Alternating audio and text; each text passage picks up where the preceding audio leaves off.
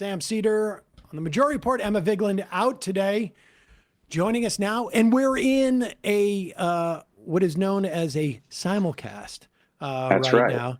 now. David Dayen, executive editor of the American Prospect. He is the host of Organized Money, or co-host, I should say, of the Organized Money podcast with Matt Stoller, and the host of the Prospects wrap-up each week. The weekly roundup, which we're coming to you right now live on YouTube. This is like, you remember the Laugh Olympics growing up, which was all the animals in the Hanna-Barbera series that would be together competing in events.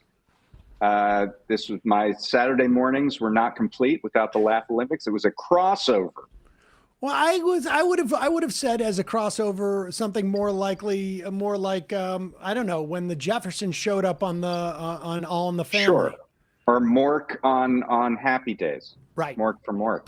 That's how he got it started. Well, that was actually where it launched. I mean, that wasn't really even a crossover. That was like a deliberate spinoff. But we could do this for hours, David, and no one would be listening when we were done. So let's get into this. It's day 10 of the shutdown. And give me your assessment and where you were, for the weeks, months, really since March. This has been a question: would Chuck Schumer actually try and get something? Because in March he failed to get anything, to the point where Nancy Pelosi mocked him, which was sort of astonishing, right? I mean, that was pretty amazing. And Schumer, it feels like, was both pushed by progressives and also blocked by Republicans, where he couldn't really figure out how to not have a government shutdown. And I think they're now happy about that. I think Chuck Schumer is waiting for your apology. And maybe you can take this opportunity right now to give it to him. I have been like, we have been, somewhat positive about Schumer since he actually got to this point. And, but I won't apologize. And we'll be talking about... Because you believe in the Trumpian idea of never apologize, never back down. No, that's not true. That is not true. I do apologize in certain circumstances, but not this one. Because we also have an issue about the Governor Mills hopping into a race in Maine, but we'll get to that in a bit. We'll talk about that later. But yeah, I mean, I think that Democrats, the rank and file of the party clearly wanted this fight. And that's really the fault lines within the party that we've seen since the beginning of the second Trump term. It's, do you give a damn enough to fight authoritarianism? And by doing this, I think that the base is generally satisfied with that. What I've always delved into here is the how and how it's being framed. Obviously, there's kind of a public conversation and a private conversation happening at the same time. The public conversation is all about healthcare. It's about healthcare subsidies. It seems like the political people are kind of driving the idea that, if we talk about healthcare, healthcare is a good issue for the Democrats. And this is a good way, even if we lose, to get our message about healthcare out to the American people. Let me just stop you there. Yeah. Two things. One, I will say that the Republicans did not start off talking about healthcare, and they've had to talk about healthcare far more than they wanted to, which has been a good sign. The slight problem with that calculation is, and I guess maybe there's a belief in Democratic consultant circles that, like, all you need to do is just have the word healthcare associated with Democrats, rather, because there really is no plan. The Democrats don't have a plan. They're just basically saying, don't cut the subsidies that have existed, That's right. which is, We And to a shouldn't cut the lesser extent, don't cut Medicaid, which, I mean, they're just sort of raising the salience of healthcare Right. because we're going to see this breakdown if nothing is done in the healthcare sector. So they're just kind of priming the pump. Then there's the other side and the people who kind of focus on policy and are the kind of more alarmed about how the federal government itself and appropriations in particular have been going for the last 9 months, who say, well, we've been signing these budget deals, we've been passing this paper over to the president, and then the president just ignores it and then cuts whatever spending he wants to cut. And how can you continue to make a deal with someone who tells you they're going to break it over and over and over again? So what you really need in here is measures that say you can't rescind this funding, you can't withhold this funding, et cetera, and restoring the power of the purse to Congress, where the Constitution says it belongs, rather than the executive. Because let's say the political people win and Republicans, cry uncle, and a healthcare subsidy extension is made. Who's to say next that week the president won't just break that promise? Yeah. So that's, I think, and as I said, the Democrats did put some restrictions on rescinding or withholding funds into their counter proposal. Like, it's in there. But it hasn't been part of the public conversation, which makes it very easy to drop out in the final deal, right? So, that's kind of my fear, is that where this is going to end is Republicans are going to say, okay, we'll give you a guaranteed vote on extending these subsidies. And Democrats say, see, we won. And then who knows how that vote goes. This is why I'm not going to apologize to your buddy Chuck Schumer, okay? Because it has been so clear, the level of desperation for him to give the Republicans what they already want, essentially. Because in 21 days, October has 31. In 21 days or so, we're going to start to move into the open enrollment period. And people are going to actually have the moment where they look at their bill and go, holy shit. This bill is having that moment. Okay. I mean, those things get sent before the open enrollment period begins. It says, hey, open enrollment period begins. If you want to keep your coverage, this is how much it's going to cost. And that sticker shock is going to roll out literally in days. Like those things are in the mail right now. And so the leverage, and so Republicans wanted to avoid this, and the leverage is there with the Democrats because they have been, announcing their predicate to extend these things.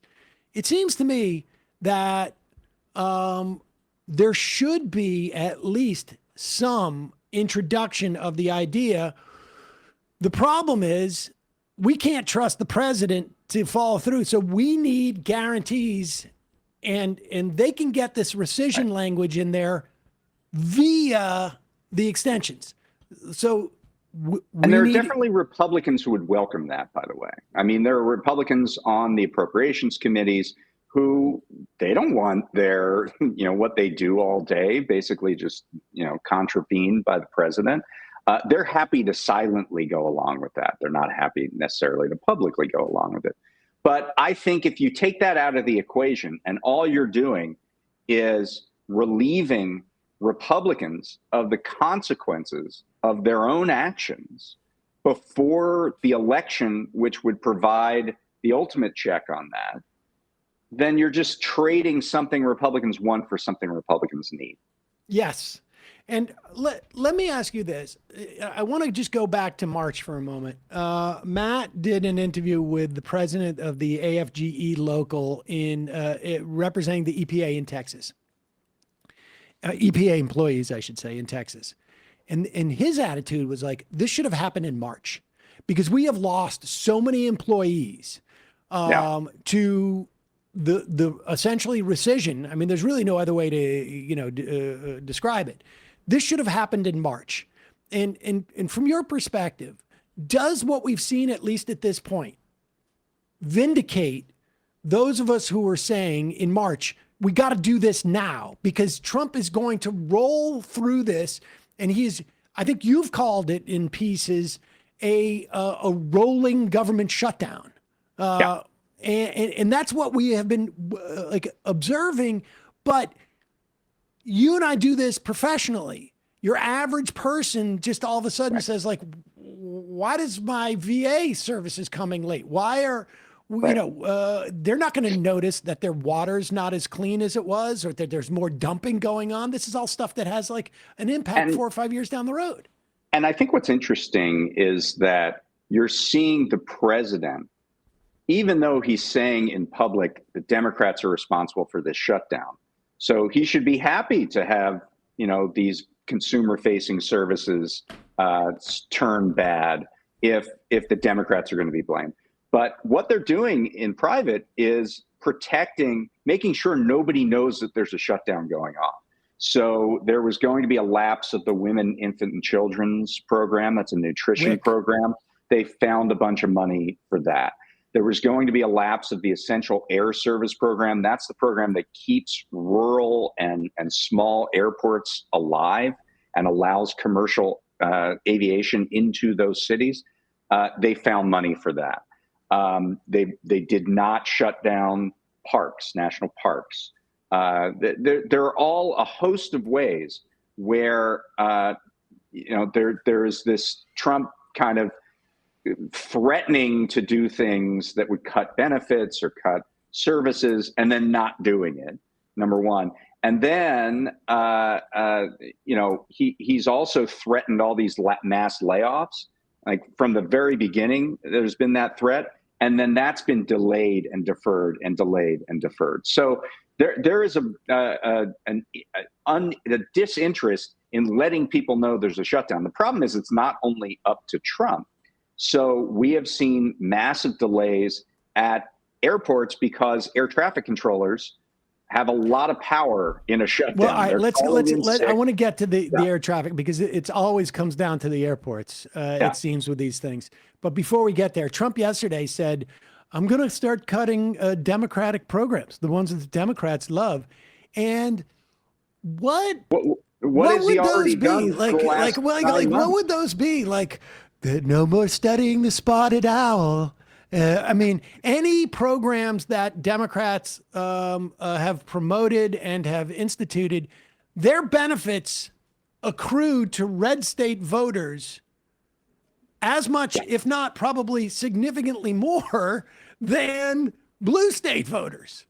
Yeah, of course. And I think the larger point is that he's been doing that for 9 months, and it's terribly unpopular. And a lot of the firings that have taken place, he's had to rehire people. Yeah. Doge 1.0 was really unpopular. So instituting Doge 2.0, as they tried to do it the first couple days of this thing, was just as unpopular, and it made people blame Republicans and Trump for the shutdown. So they've stopped doing that. So these threats are very empty. They're very idle. And that is why Democrats are generally doing a decent job on the politics. I just don't know what the policy endgame is going to be. Right, and that's going to trip up the politics at one point. All right, let's turn to the airports because this seems to be the nexus. I want to play a clip that is now running at TSA stations. Essentially, when you go into security, and the lines are longer these days, particularly right now. This is what you see. Hi, I'm Christine Ohm, the United States Secretary of Homeland Security. It is TSA's top priority to make sure that you have the most pleasant and efficient airport experience as possible while we keep you safe.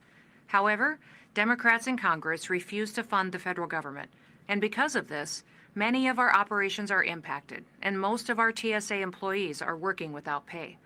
We will continue to do all that we can to avoid delays that will impact your travel. And our hope is that Democrats will soon recognize the importance of opening the government. Now, do you remember back in the day during the Bush administration when we would talk about like, hey, this is a violation of the Hatch Act? Right. And everybody go, come on. And it sort of feels like maybe people should have taken it seriously back then. Yeah, and that's not the only thing, right? They have forced workers to put in their out of office messages, "I'm out of the office because of the Democratic shutdown." They have put on websites like the website for the Department of Housing and Urban Development, the radical Democrats have shut down the government, et cetera. All of these things are violations of the Hatch Act. The problem is you wouldn't know the difference between a punishment for a violation of the Hatch Act and nothing. I mean, the problem is there is no enforcement really for that violation.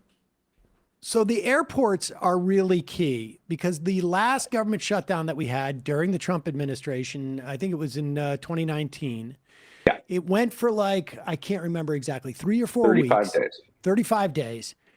And when it really started when it turned was when the flight attendants union started to say, hey, there's a problem. It's not safe anymore on these flights because of what's happening with the air traffic controllers. People aren't getting paid.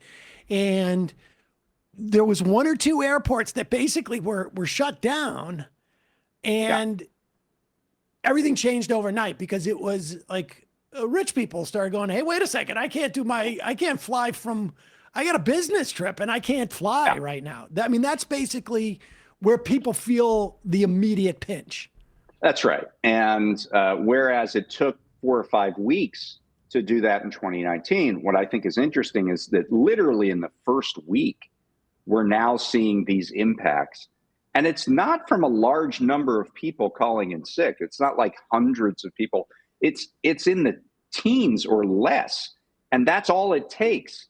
And which is also an indication of how sort of threadbare our staffing is at the FAA. That's what I was going to say. Like that's what it really dictates and shows is that we have been thinning out these systems that are really important, these government agencies that really protect us. And this is a moment where just a handful of people can tip us into, Burbank Airport out here in California had no air traffic controllers for 5 hours at one point this week. You don't see the problem with that?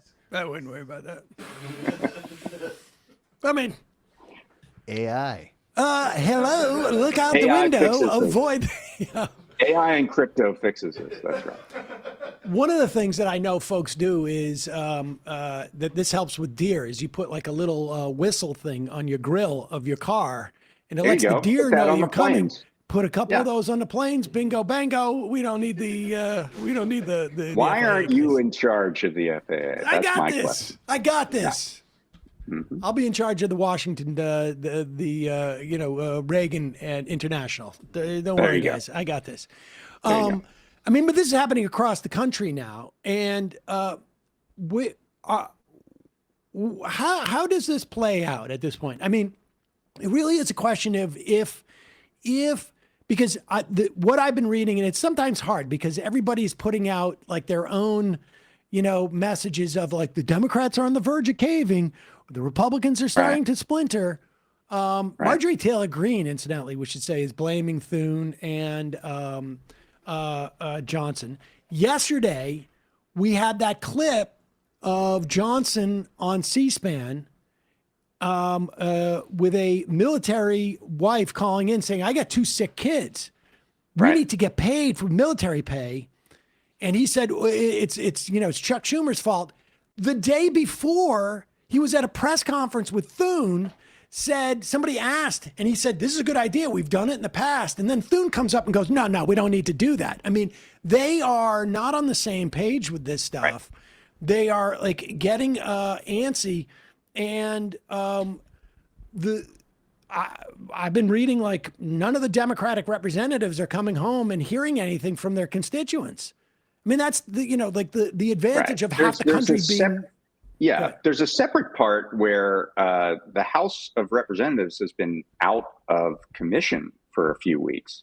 And there's seemingly no indication that Johnson is going to bring those House Republicans back into session. And this has become kind of a lingering thing. One reason is because Adelita Grijalva, who is the representative-elect from Arizona, has not been seated yet. And she would be the 218th vote on a discharge petition that There it it would be is, legislation 218. to release the Epstein files. So, this is getting caught up into a bunch of other problems that have been simmering that Republicans are having right now, and the lack of coordination, the splintering, if you will, it's made it a bad situation politically, I think, for House Republicans in particular. So do you have a sense of what we're going to see next? I mean, do you have any? I mean, I don't. It's just hard to see an end game, but there are moments that you can see that are forcing mechanisms. So the payment of troops, they're going to miss a payment, a paycheck on October 15th. That's next Wednesday. And November that's going to 1st, be the first payment that they miss. That'll be the first one. The federal workers, by the way, non-military federal workers, miss a payment today on October 10th. So can we just take a moment to sympathize? Can you imagine you sign up to rip women away from their children, to harass and terrorize brown people, to go and throw smoke bombs in front of schools, and you're doing this work, and then all of a sudden you're like, hey, wait a second, you're not even paying me for this?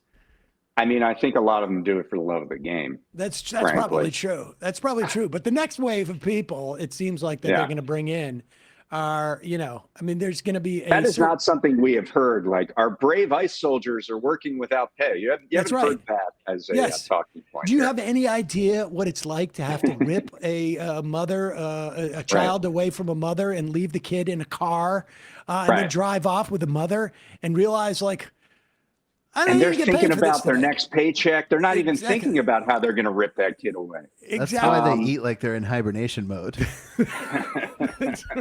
Right. They're storing up for this shutdown period. Yeah. There was like a bunch of rejects from a DeBear sketch. Those guys, National Guard troops in Illinois. What did someone call them? They were like Meal Team 6. Meal Team 6. That's right. Yeah, Meal Team 6. They're like Meal 6 team. Yeah. But anyway, that's a forcing mechanism, and the open enrollment period is another forcing mechanism when it will be undeniable that these rates are going crazy and haywire. It would be, it seems to me, negotiating deal-making malpractice for the Democrats to do anything over the next 2 or 3 weeks. Like, just you want them to get to that point on November 1st when people log in to sign up for healthcare and see those numbers. You think that has to happen? I think that they have already successfully, to their credit, associated their protecting healthcare from Republicans. They will get the political value of people realizing that Republicans do not care about this. Right. And they can come in and demand these rescission things as, from a public facing perspective, as part of ensuring that these subsidies are actually paid into the ACA, but in a broader sense across all of the things in the budget. And at the very least, stop the hemorrhaging of our government by fiat. And I think that seems to me to be a really important thing that happens. I'm going to tell you another potential forcing event. As you know, next Saturday, there are going to be this second wave of No Kings protests. I think we've got some folks on next week about it. Yeah. The country. And what I'm hearing is the expectation is that this is going to be bigger than the first one. And the first one had something like 3 or 4 million people across the country. I went to one out in Long Island. I think it was during Emma's wedding. And I was shocked. I was shocked by the number of people. So the expectation is this is going to be even bigger, and so now it's happening in the midst of this shutdown, and it has the potential to move people in a certain direction. But of course, these are going to be seen as in the current context of sending National Guard troops here and there. These are going to be seen as terrorist rallies or something like that. So here's Mike Johnson. Let's play this clip because Mike Johnson seems to be aware of this as well, and they're out here trying to sort of like recharacterize this, but I don't think it's going to work. Season because of this nonsense, and we're so angry about it. I mean, I'm a very patient guy, but I have had it with these people. They're playing games with real people's lives. The theory we have right now, they have a Hate America rally that's scheduled for October 18th on the National Mall. It's all the pro-Hamas wing and the Antifa people. They're all coming out. Some of the House Democrats are selling T-shirts for the event, and it's being told to us that they won't be able to reopen the government until after that rally because they can't face their rabid base. I mean, this is serious business hurting real people. And I'm beyond words. I can't believe they're actually doing this. Yeah, Mr. Speaker, you're talking. So there's Mike Johnson grinding his teeth over the idea of this No Kings rally. Of all those people coming out. Yeah, of those people coming out, presumably coming out for the first time. And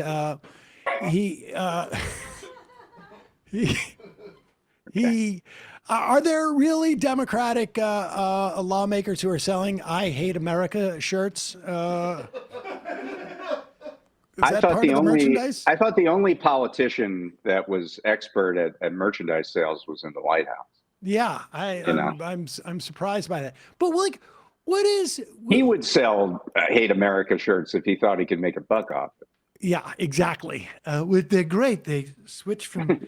It's like one of those. The ones where you shift the view and the words change depending on who's in the line. But who is he complaining to? Is he like trying to set the table? Like, what's that about? I mean, he's saying that they can't come out until the Democrats can't come to the table until after the Hate America rally. Apparently, they're coming for you right now. I hear police sirens in the background. That's all right. We're so buried underground, people don't know where we are. But honestly, like, what is he trying to do there? Who is he trying to communicate what to? I just can't follow exactly what his argument is.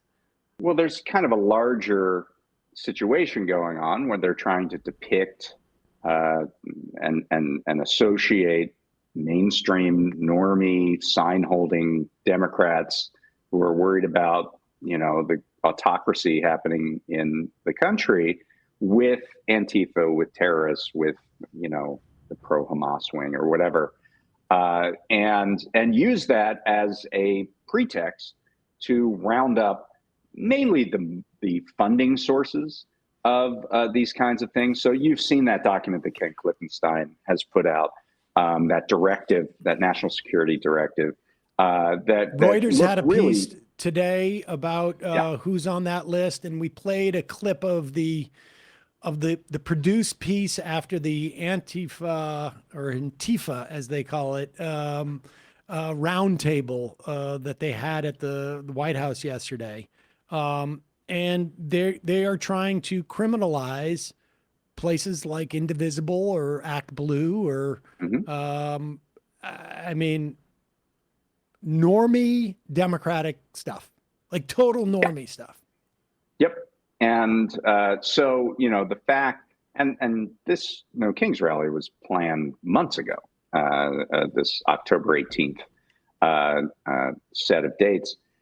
And they're trying to play that into their just sort of broader agenda to criminalize left politics and criminalize speaking out against Republican politics. Have you heard any response from lawmakers about this?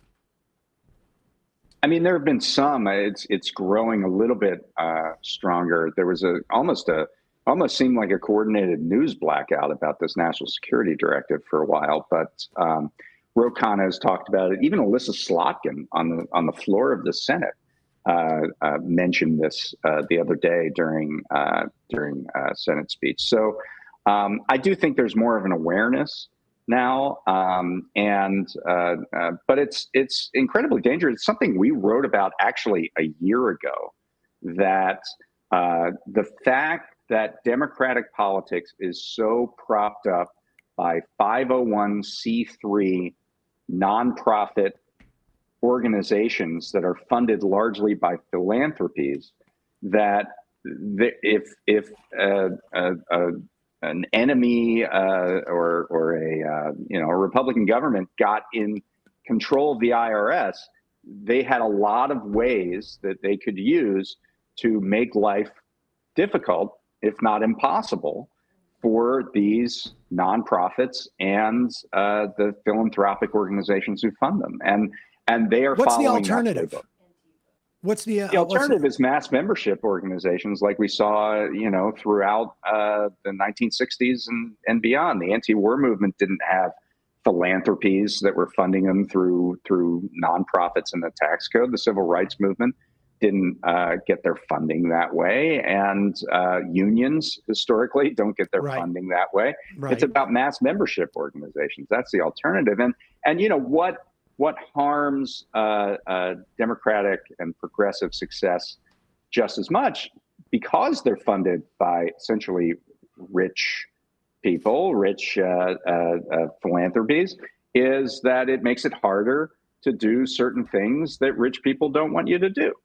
Like, I don't know, run an oyster farmer in Maine for the Senate without. Right. I'm talking about policy, wealth taxes, and yes, but I mean, this is all part of a whole, right? I mean, if the entire mechanism. Let's talk about that.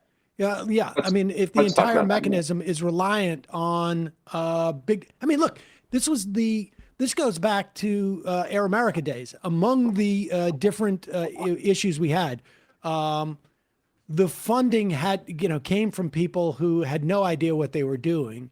We hired a bunch of basically, throw off radio people, and despite that, the numbers were good.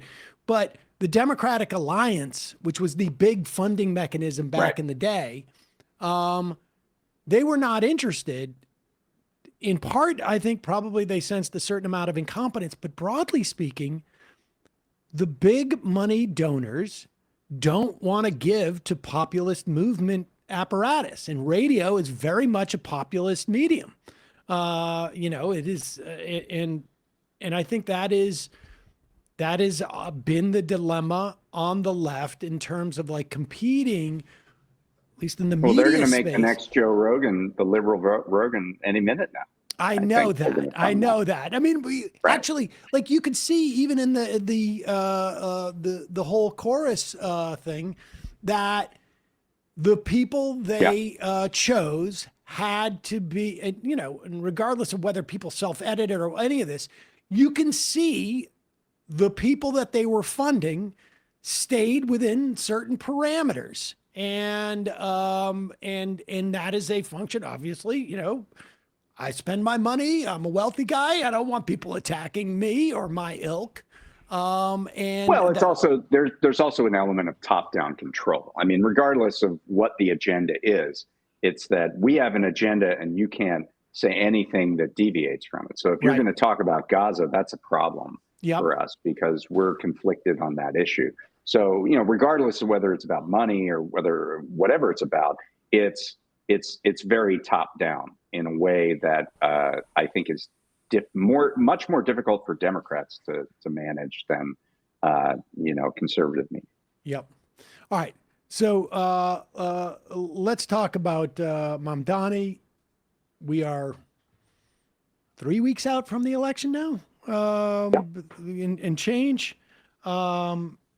And in Maine, was it Janet Mills has just said that she's going to jump in the race? Yeah, it sounds like she's going to get in on Tuesday. Janet Mills is the two-term governor of Maine, and before that, she was either Attorney General or Secretary of State. She had a statewide office. She has been in Democratic politics and has been an elected official as long as Graham Plattner has been alive. So she is going to be 77. I believe, will she's turn 77 now. 78. She would be 78 or 9 as a first-term senator, as a freshman senator for her 6-year term. She would be 78.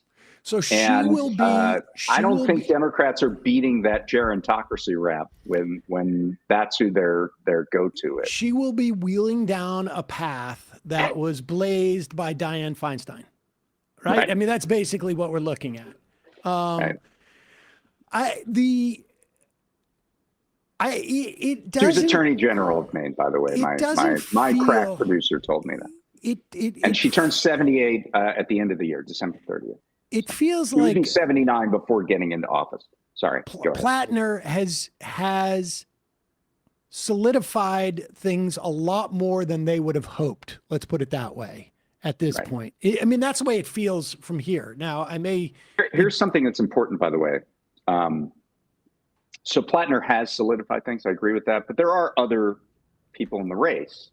And in a normal situation where you have a Democratic primary and you have a 2-term governor, a sitting governor, come into the race, and there are 3 or 4 other people in the race, then you would say the field is split, and clearly the sitting governor is going to get X amount of the vote. And so she would have a very good chance to win. However, much like the New York City Democratic primary, the Maine Senate primary on the Democratic side is ranked choice voting.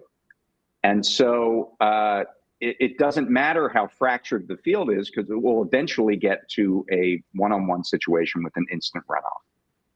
Oh, I did not know that. Yeah.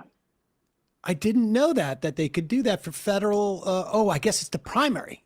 And so, no, it's Maine has ranked choice voting. So, we've seen this in Jared Golden's seat, for example, where he was behind, and then with ranked choice, he actually beat Bruce Poliquin and has won that House seat. So Maine just has ranked choice voting, and so this makes it much easier for Plattner to win, because he can get the Jordan Woods votes. He can get there's a Brewer, I forget his name.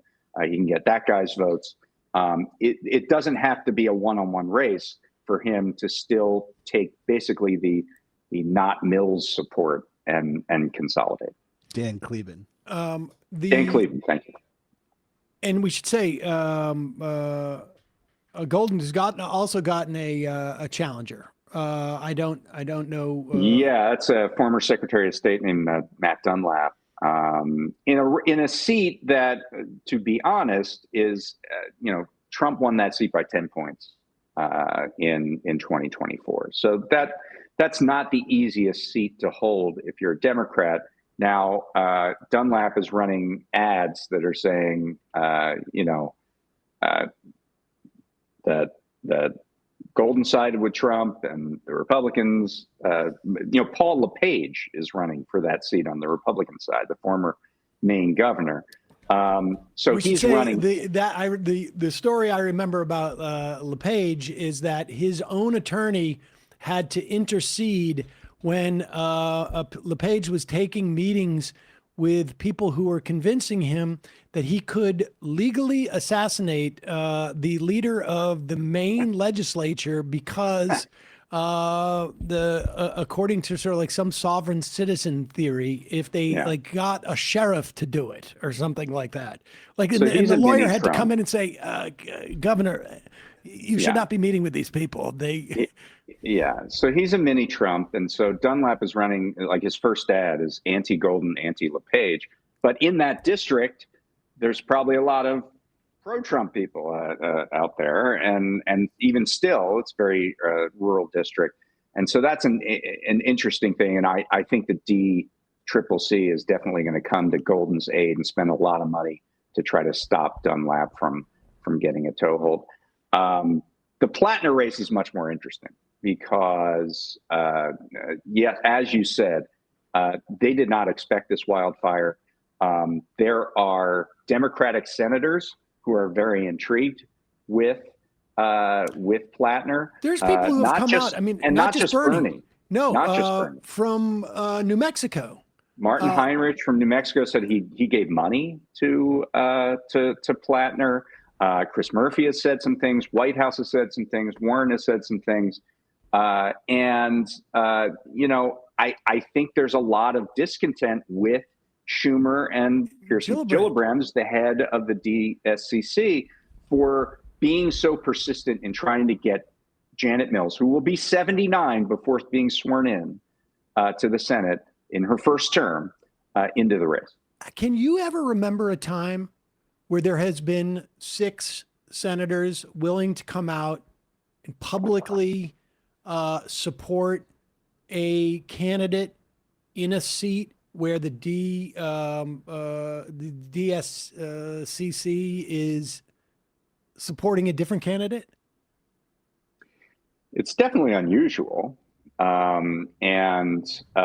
think it's a sign of the times that we're in. And there's sort of 2 ways to think about politics.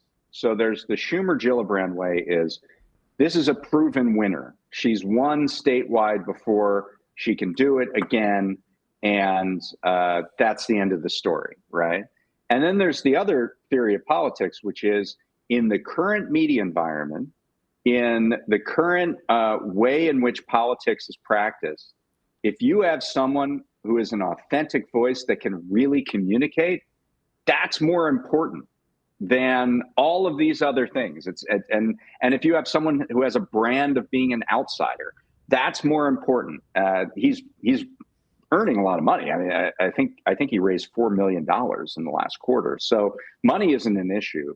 But this whole idea of experience and trust, and it's obviously not unimportant, but authenticity and the ability to go viral and the ability to speak your values is much more important than maybe it has been in the past. If you follow the first theory, why wouldn't you bring Joe Biden back to run against Trump, to run in 2028? I mean, he's been experienced. He's won before. He's certainly very Biden won name, so why not? Why doesn't he go out for main governor? Right? How much is like, if Plattner wins, and if Mamdani wins, like, how much does this begin to really change Democratic politics? I mean, I'm starting to talk to people. It's interesting. Around this time, I always get a lot of requests to talk to new candidates coming in. And I think this cycle has been different. And it's different specifically because you're seeing a lot of people use this Mamdani blueprint. And it's even changed how the major party committee, not the Senate side, but on the House side, I have seen DCCC backed candidates who are endorsed by Bernie Sanders, who are speaking this language of laser focus on affordability and economic populism in ways that I haven't seen in previous years. And we're also seeing just a lot more primary challenges than we've ever seen before in what is a very top-down Democratic Party. I mean, I don't know the exact numbers, and it's hard to pinpoint, but there are a lot of viable Democratic challengers out there. And a lot of it is age-based, but a lot of it is also based on these people aren't practicing the kind of politics that matter and make sense in the 21st century. This week, for example, Justin Pearson, one of the Tennessee Three, challenged Steve Cohen, who's he's a good Democratic mainstream candidate. Level Democrat, yeah. Right? But that's seen as not good enough anymore. And it'll be fascinating to see how successful these challengers are, because we've seen waves of challengers before, right? With AOC and others. But I think this is happening at a much broader level. This isn't just sort of the fringe Justice Dem squad kind of groups anymore. This seems broader to me. And I think a part of it is Mamdani. Part of it is also people became more sensitive to older politicians who might be from a different generation because of what we've just experienced. Let's get into this,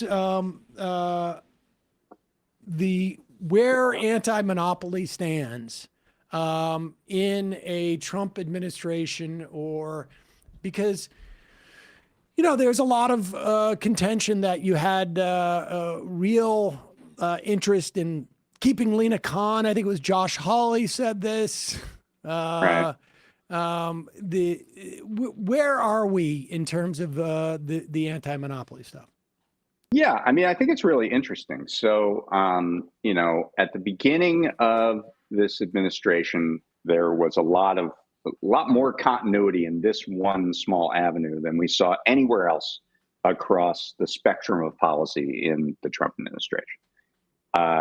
In particular, there was a merger that was challenged between Hewlett Packard Enterprises and Juniper Networks. They make back office Wi-Fi hardware. It's not very important what they do. And within days of the beginning of this administration, they challenged that merger. It was like a $10 billion merger. And the worm turned when, and this has been heavily reported, MAGA lobbyists appealed to Pam Bondi in her office to overrule the antitrust division and wave the merger through, which they did. And it was very clear that this was the way that antitrust is going to be practiced, with corruption, with individual lobbyists being paid large sums of money, millions of dollars, to go over the heads of the antitrust division. And incidentally, I'm no Matt Gaetz fan, but if you want to know why Matt Gaetz was one of the only nominees to crash beforehand, I would suggest this is why. Yeah, I mean, it's part of it. He was certainly, you know, he calls himself a conservative, right? In the aftermath of this, because there's one very important thing. When you settle a merger challenge that has been filed by the Justice Department, because of a law back in the Nixon days, because Nixon was perverting antitrust because of money, basically, he was doing decisions because he was getting big piles of money from conglomerates. There's a thing called the Tunney Act, where a judge has to sign off on any settlement and prove that it's in the public interest. And the judge in this particular case between HPE and Juniper is a Biden appointee, former labor lawyer, who was very likely to scrutinize this case. So a few weeks ago, Chad Mazzell, who was the chief of staff for Pam Bondi and was the ringleader, according to the reporting, of this, getting these lobbyists, listening to these lobbyists and overturning this, quit. He resigned after just 9 months on the job.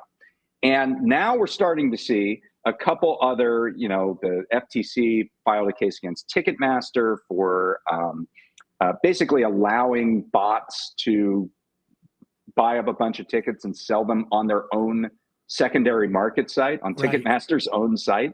There was another lawsuit against Zillow and Redfin for having this sort of weird non-compete agreement to basically trash competition.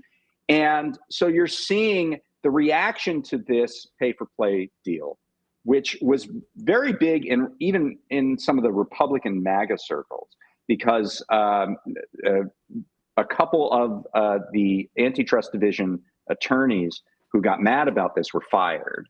And then there was Roger Alford, who's one of them, spoke out at a conference. And so there's been a lot of attention paid to this. And in the aftermath, you see the pressure that's being placed. So Pam Bondi, in her insult comedy segment that she did at the Judiciary Committee this week, 4 senators asked her about antitrust, which is very rare for an attorney general to be asked about that. And, she bobbed and weaved and did her usual thing, but the pressure is on. And I think it's interesting that we're seeing these sort of embers around fighting corporate power not go away, despite the extreme corruption of the Trump administration. So how, let me specifically, what is the implication for these embers to exist for something like Ellison buying Time Warner? I think it's a big deal, and it's not Time. It's Warner Brothers Discovery. So Warner Brothers Discovery, whatever. By the way, that was floated 3 weeks ago, and there was a lot of talk about it, and it hasn't happened yet. And there was a story in the New York Post this week that talked about how there are other bidders that Ellison might have to come up with more money. I think it sort of played into, that was happening around the same time as the Kimmel thing happened. And, the heavy-handed approach here to sort of reorganize media is seen, I think, pretty negatively among the public. And so it's interesting that usually when you hear a merger announcement floated, it usually happens within like 2 days. Right. They don't like those things to just hang out there. Because people can take shots at it. Yeah. Yeah. And in this case, it was like 3 weeks ago when we heard about this potential Paramount Warner Brothers Discovery merger, and it hasn't been announced yet. And I think that's interesting. All right. Well, David, let me say goodbye to you because we have Francesca coming on. Fair enough. And but always a pleasure. Folks, I can't recommend the American Prospect more. It is always my first read of the day. And the work you do over there continues to be great. And I implore you to move the week roundup to a different time. You muted yourself. Oh, weird. Yeah, I didn't want a response, so we cut out your audio. No, we can't hear you for whatever reason. Honestly, weird. What the fuck? We can't hear you. We lost your audio. That was by mistake. Was that you or us? No, I think it's me. I think okay. My things. I didn't want to give you a retort. No. My point is that you can always just watch the weekly roundup at prospect.org. We post this video on the site every Friday afternoon. You can watch it throughout the weekend. You can have your cake and eat it too. You can watch. No, I just don't want you doing it then so that we can have you on Fridays easier. But I guess now we knew the simulcast, so that was the issue. And we're still having the lovely interaction that we always have. So what's the problem? Actually, well, I guess it's fine. And also, of course, check out Organized Money podcast to catch those. OrganizedMoney.fm. Still burning. The antitrust stuff still burning. Really appreciate it, David. We'll see you soon. Thanks.